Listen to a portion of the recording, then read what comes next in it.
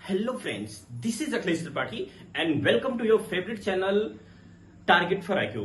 Friends, हाल ही में बिहार कमीशन के द्वारा बिहार जुडिशरी का प्रीलिम्स रिजल्ट घोषित किया गया है और उसी को ध्यान में रखते हुए ऐसी उम्मीद की जा रही है कि अभी अगले कुछ महीनों में ही बिहार के द्वारा अगली वैकेंसी जो है 33rd यानी कि 33वीं बिहार जुडिशरी की वैकेंसी घोषित की जाने वाली है आपकी बहुत ही जल्द। और उसी को ध्यान में रखते हुए टारगेट फॉर IQ के द्वारा एक नया बैच लॉन्च किया जा रहा है प्रीलिम्स परीक्षा के लिए, जिसमें आपको प्रीलिम्स पेपर की प्रॉपर तैयारी कराई जाएगी।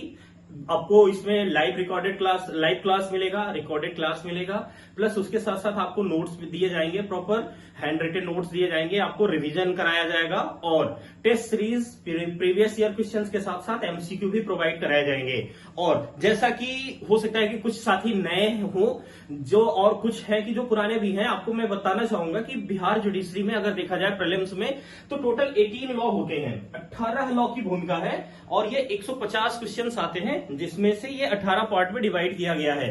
तो इनको एक बार हम यहाँ पे चर्चा करेंगे, कैसे बिहार जुडिशरी में कौन कौन सा लॉ आता है और किसकी क्या क्या भूमिका है और किस आधार पे इसकी हम लोग तैयारी कराएंगे आपके अपने ऐप टारगेट फॉर IQ पे। अगर इसमें देखा जाए तो सबसे बड़ी भूमिका जो होती है वो कॉन्स्टिट्यूशन ऑफ इंडिया की होती है, भारत के संविधान की होती है।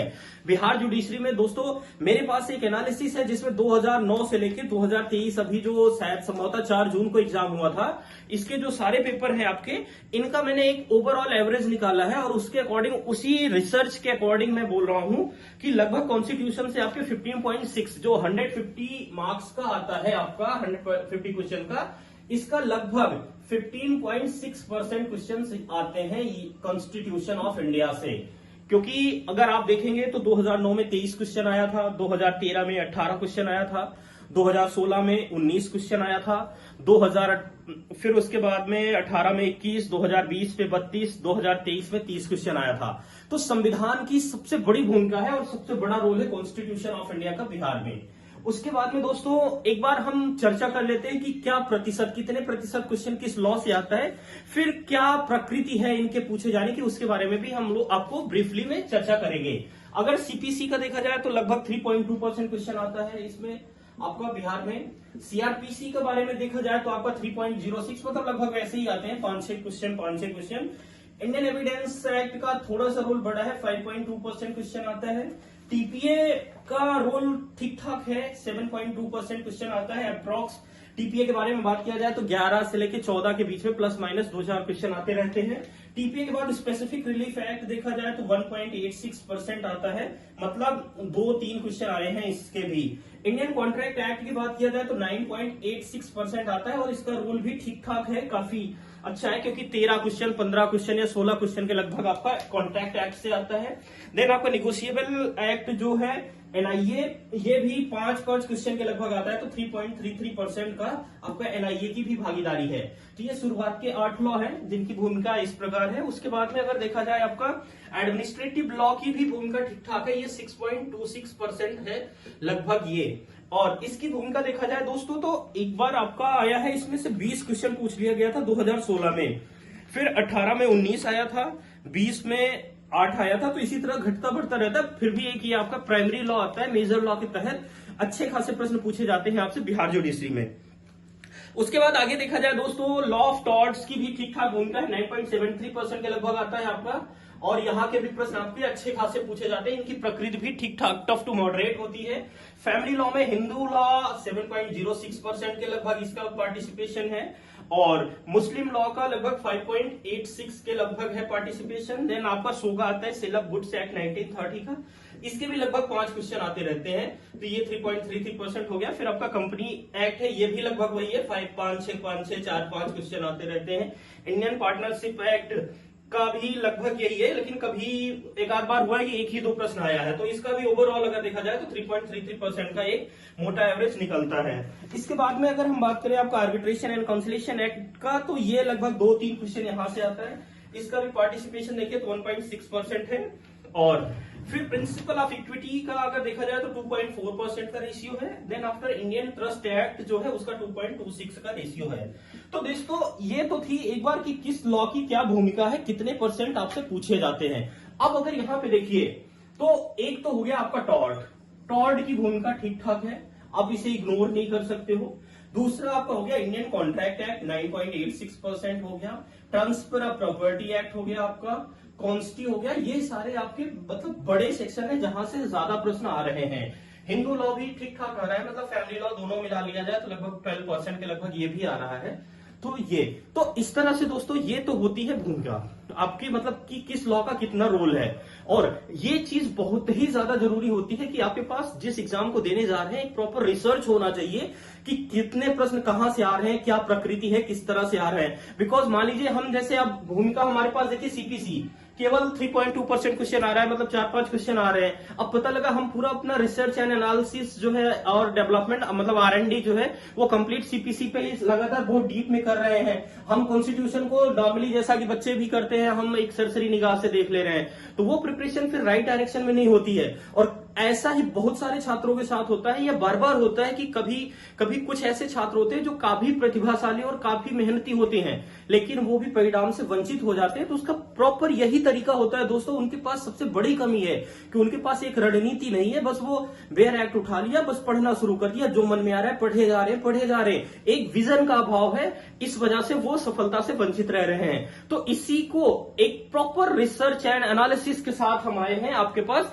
हमारे पास लगभग 2009 से लेके अब तक का प्रॉपर एनालिसिस है एक एक क्वेश्चन का कि कहां से किस टॉपिक से कैसे प्रश्न आया है, और उसी को ध्यान में रखते हुए, क्योंकि देखिए पूरे लॉ में अब मान लीजिए आपका कॉन्स्टिट्यूशन एक्ट आ रहा है, तो कॉन्स्टिट्यूशन लॉ में अगर सबसे बड़ा रोल है, लेकिन जरूरी ये नहीं है ना कि सारे टॉपिक से बराबर रोल आता है, मतलब सारे टॉपिक से आपके बराबर क्वेश्चन आए हैं, सबको बराबर फोकस करना है। तो इसी तरह से हमने एक प्रॉपर तैयारी किया है कि किस टॉप पार्ट से ज्यादा प्रश्न आते हैं, कहां से कम आते हैं, किस पार्ट को कहां पे कैसे पढ़ना है, उसी को ध्यान में रखते हुए ये कोर्स आपका लॉन्च किया गया है। जैसे अगर देखा जाए आप तो टीपीए की बात करते हैं, ट्रांसफर ऑफ प्रॉपर्टी एक्ट की, या कॉन्स्टिट्यूशन की बात करते हैं, तो यहाँ पे केवल बेयर एक्ट से ही तैयारी नहीं हो पा रही है दोस्तों। केवल डायरेक्टली सेक्शन से क्वेश्चन नहीं पूछे जा रहे हैं, उनसे रिलेटेड जो डॉक्ट्रिन है या उनसे रिलेटेड जो आपके केसेस हैं, लैंडमार्क केसेस हैं, उनसे टफ टू मॉडरेट क्वेश्चन पूछा जा रहा है। अगर आपके पर्सनल लॉ है, पर्सनल लॉ की बात किया जाए या फैमिली लॉ की, तो उनमें क्या पूछा गया है, पिछले वर्षों की प्रकृति ऐसी रही है कि जो रिसेंट केस आते हैं, रिसेंट केस को जो पर्टिकुलर सेक्शन है वहां से रिलेट करके पूछ लिया जा रहा है। आपका एडमिनिस्ट्रेटिव लॉ के भी अगर देखिए प्रश्न, तो उनकी भी प्रकृति टफ टू मॉडरेट आ रही है ठीक ठाक, और फाउंडेशनल नॉलेज के बारे में भी पूछा जा रहा है।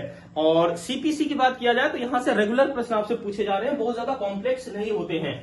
तो इन चीजों को सारे एक तैयारी, एक व्यापक रणनीति के साथ टारगेट फॉर आईक्यू के द्वारा बिहार जुडिशरी 33rd का प्रीलिम्स बैच लॉन्च किया जा रहा है। दोस्तों इसकी मैं डेट आपको बताना चाहूंगा, ये डेट आपका 5 अक्टूबर से स्टार्ट किया जाएगा, 5 अक्टूबर से। और इसके लिए एडमिशन का प्रोसेस प्रारंभ हो गया है टारगेट फॉर आईक्यू के द्वारा। इसकी फीस 10,000 रुपए रखी गई है। 10,000 रुपए में आपको प्रॉपर पूरा कंप्लीट तैयारी कराई जाएगी। लॉ का कंप्लीट पैकेज मिलेगा, इसमें आपको नोट्स प्रॉपर मिलेगी, रिकॉर्डेड क्लास मिलेगी, लाइव क्लास मिलेगी, आपके डाउट सेशन है, डाउट सॉल्विंग सेशन वो ऑर्गेनाइज कराए जाएंगे, प्रॉपर आपको एमसीक्यू दिए जाएंगे, प्रैक्टिस के लिए आपको मॉक टेस्ट दिया जाएगा, वो आपको लाइव भी होना है और आपको पीडीएफ में भी दिया जाएगा, प्लस आपके जो प्रीवियस ईयर क्वेश्चंस हैं उनको भी लगातार आपसे सॉल्व कराया जाएगा। और इसके साथ साथ इस बार से टारगेट फॉर आईक्यू ने अपने स्टूडेंट्स के लिए कुछ और नए इनिशिएटिव भी निकाले हैं। जैसे आपको प्रॉपर जो लीगल करंट अफेयर्स है वो आपको प्रॉपर फ्री ऑफ कॉस्ट इसी बैच में ऐड रहेगा, आपको प्रॉपर दिलाया जाएगा। जो करंट से रिलेटेड डेवलपमेंट है, जो रिसेंट केसेस हैं, उन सबकी भी तैयारी कराई जा रही है आपके अपने ऐप टारगेट फॉर आईक्यू के द्वारा।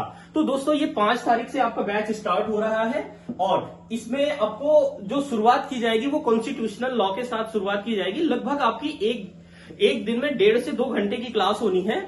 और ऐसी उम्मीद की जा रही है कि जैसे अगर आपकी वैकेंसी आ जाती है, अगर आप नवंबर दिसंबर में भी वैकेंसी आ जाती है, तो टाइमली, इससे पहले कि आपका प्रीलिम्स एग्जाम हो, आपके जो सारे ये 18 लॉ हैं इनकी प्रॉपर प्रिपरेशन करवाई जा सके। प्लस उसके साथ साथ बड़ी चीज होती है, तैयारी कराना आसान चीज होता है, उसका रिवीजन। तो हमारा फोकस इस पे भी रहेगा कि आपको प्रॉपर, जैसे संडे को स्पेशल क्लासेस लेके, मैराथन क्लासेस लेके आपके प्रॉपर रिवीजन भी करा दिए जाए। तो इन्हीं सबको ध्यान में रखते हुए, और ये बैच पूरा का पूरा सारे लॉ जो है वो मेरे द्वारा पढ़ाया जाएगा, और आपका 5 अक्टूबर से तैयार स्टार्ट किया जा रहा है। अब अगर आप में से जो साथी उनको इससे मतलब बैच से रिलेटेड कोई क्वेरी है, या किसी प्रिपरेशन कैसे करना है उससे रिलेटेड जो क्वेरी है, उसके लिए आप हमारे ऑफिस का जो हमारा ऑफिशियल नंबर है 7500110314।